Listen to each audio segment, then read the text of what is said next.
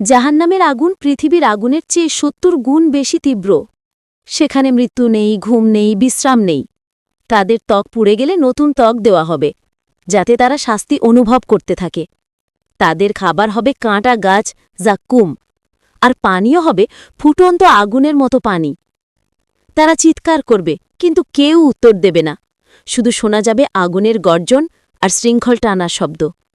আর তখনই বুঝবে, এই শাস্তি কল্পনা নয়, এটা সেই বাস্তবতা যার কথা নবীগণ বারবার সতর্ক করেছিলেন।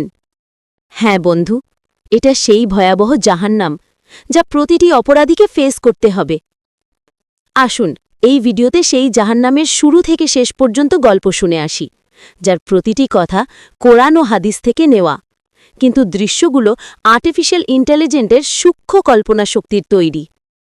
একদিন পৃথিবী হঠাৎ থেমে যাবে, আকাশ ভেঙে যাবে টুকরো টুকরো হয়ে, সূর্য ঝুলে পড়বে মানুষের মাথার উপরে, বাতাসে আর শ্বাস নেওয়া যাবে না।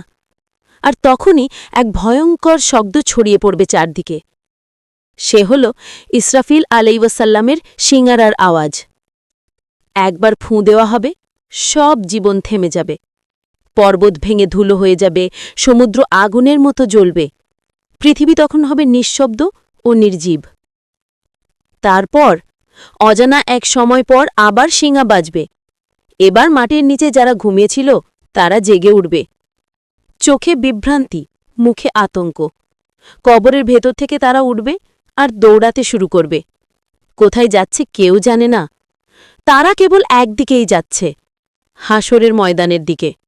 সেখানে এক বিশাল সমতল ভূমি, না গাছ, না ছায়া, না আশ্রয়। সূর্য ঠিক মাথার উপরে, এতটাই কাছে যে মানুষের দেহ গলতে শুরু করবে নিজের ঘামে। কারো পা পর্যন্ত, কারো কোমর পর্যন্ত, আর কারো ঘাড় পর্যন্ত ডুবে থাকবে ঘামে, তাদের পাপের ভার অনুযায়ী। আর তখন মানুষ চিৎকার করে বলবে, হে আল্লাহ, শুধু হিসাব শুরু করো, আমরা এই অপেক্ষা আর সহ্য করতে পারি না। তারপর শুরু হবে বিচার। কেউ ডান হাতে পাবে তার আমলনামা, কারো হাতে বাম দিকে তুলে দেওয়া হবে। আর তখনই চোখ নামিয়ে ফেলবে সে, কারণ জানবে তার গন্তব্য কোথায়। সেই গন্তব্য হল জাহান্নাম। জাহান্নামের আগুন পৃথিবীর আগুনের চেয়ে ৭০ গুণ বেশি তীব্র। সেখানে মৃত্যু নেই, ঘুম নেই, বিশ্রাম নেই। তাদের ত্বক পুড়ে গেলে নতুন ত্বক দেওয়া হবে, যাতে তারা শাস্তি অনুভব করতে থাকে।